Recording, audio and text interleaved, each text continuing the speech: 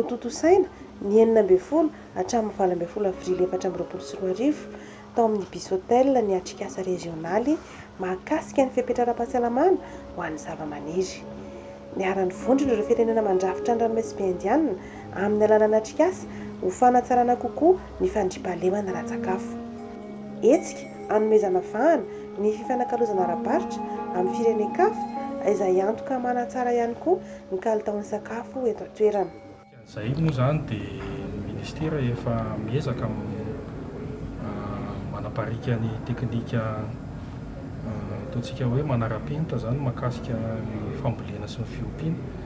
Raha momba ny fiompiana koa manokana dia efa misy hetsika maro ataon'ny ministera mahakasika an'izay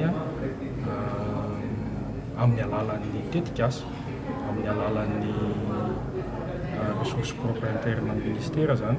Mazava ho azy mbola zavatra maro mbola tsaraina fantatsika fa 20 isan-jaton'ny mponina eto Madagasikara mbola mpiompy sy mpamboly daholo. Mbola maro amin'ireo ny ataontsika hoe mpiompy raha amin'ny fiompiana zany resahana mbola le fiompiana kely zany dia mbola le velitena ozy izy tsika araka ny fomba fitenenana azy mbola maro ny zavatra tsaraina amin'ireo. Mazava ho azy moa mahakasika an'izay resaka zezika simika izay tsy dia ilay fampiasana anazy loatra no ratsy angamba raha ny tena marina tokoa, fa ny fomba fampiasana anazy izay mampatonga antsika an'ilay hoe miainga amin'ny resaka lalàna foana antsika eto réglementation. Raha ohatra antsika zao ka amin'ny resaka akora simika ao anaty sakafo misy lalàna zany amin'ny iraisam-pirenena, misy limitiny ireny zavatra ireny zany.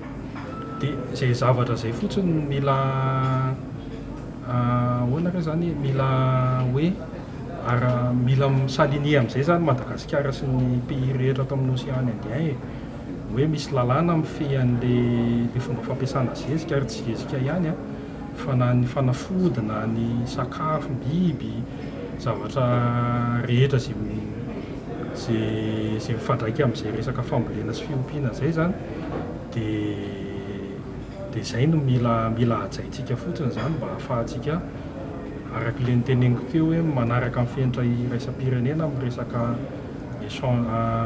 fifandraisana ara-barotra fa ho an'ny consommation intérieure ihany koa.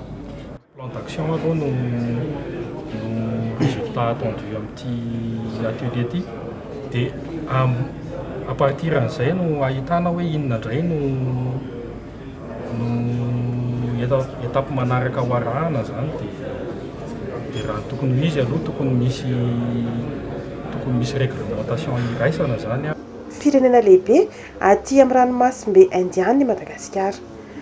20 isan-jato malagasy dia mivelona amin'ny fambolena sy ny fiompiana.